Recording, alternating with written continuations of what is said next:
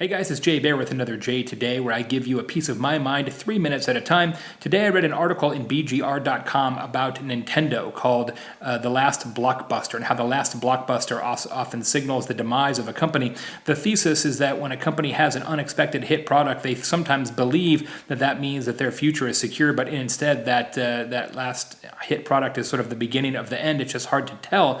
The example they use in that article is from the Nintendo 3DS, which is a handheld gaming system that was massively popular at one point, unexpectedly so, and Nintendo thought, geez, we've made it, the future is secured, but instead technology changed, iPads, etc., and now people don't necessarily want a separate device that fits in your hand that plays games.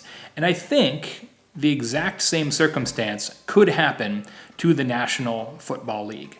Now, I understand that the NFL has never been more popular. I understand the NFL has a stranglehold on our attention like no other sports leagues probably in the history of America, except maybe baseball in the early parts of the 20th century. But I got to tell you, I think that they are overplaying their hand and that there is a misstep on the way for the NFL. It would not surprise me, Mark Cuban has talked about this at one point, it would not surprise me that 10 years from now, if the NFL is not the most popular sport in America. And there's 5 reasons why I think this is true, at least 5 reasons that are applicable today as I record this video.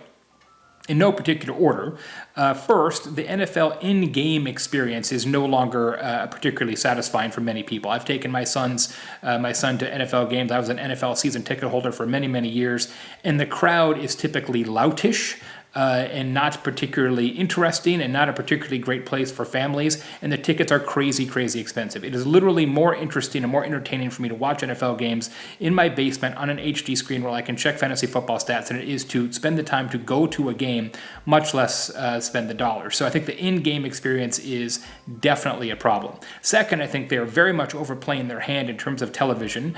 Now, NFL is going to be on Saturdays, Thursdays, Mondays, and Sundays, so at least 4 nights a week of live games. Look, I understand we all love the NFL, but that's too much. You are squeezing blood out of a stone, and at some point people are going to say enough. They are oversaturating our attention, in my estimation, and it's going to be a problem down the road.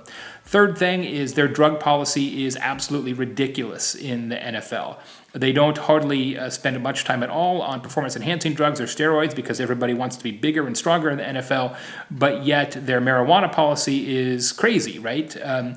Josh Gordon, who's not a particularly savory character, but he was recently suspended or threatened to be suspended for a year for a drug test that found 15 nanomilliliters, whatever the small percentage is, of marijuana traces in his blood. Now that, I'm not a scientist, but that is 1/3 less than the limit for Olympic sports. So by percentage of density of your blood, the NFL's marijuana policy is 3 times more restrictive than the Olympic policy, but yet you can take all the steroids you want. Obviously, that's not entirely true, but fundamentally, it is true. It's completely out of whack. Not to mention the NFL's policy on concussions, which they basically ignored for 50 years. Now, there's all kinds of scientific evidence that concussions and prolonged exposure to football at that level creates all kinds of long-lasting health problems, which I do believe, as a parent, is going to cause parents to think twice about letting their kids play football, which you play that string out for 15 or 20 years, all of a sudden you have a real issue. And last, and probably the most timely, is this whole issue with discipline. This Ray Rice situation with 2 games for knocking your wife unconscious, but you get a year for smoking weed, is just so laughably inappropriate and so out of step with the values of this country that I think they really, really have a problem on their hands. Now, look, I understand, as I said, that the NFL is wildly popular today, but I see symptoms of the last blockbuster syndrome creeping in, and I would not be surprised to see a fall on the way for the almighty Shield and the NFL. Today's Sprout Social Shoutout is for my friend Dennis Yu. Dennis is a fantastic thinker on social media and technology. He's a leader at a company called Blitz Metrics. You absolutely should follow Dennis and his partner Alex, really, really smart guys. Plus, I want to acknowledge that Dennis sent me this entire vat of gummy bears as a present recently, so thank you very much. I posted on YouTube the fact that I like gummy bears an awful lot, and he hooked me up with the whole case of gummy bear minis, so that's pretty fantastic. Speaking of Sprout Social, Jay Today is brought to you by the good folks at Sprout Social, a terrific social media management platform. It's what I use for my own social media. And this show is brought to you by Candidio, a video editing service that couldn't be easier. I just take these videos on my iPhone, I upload them to Candidio, and they do the rest, make them look beautiful, etc. That's it for today. This has been Jay Today. I will see you tomorrow.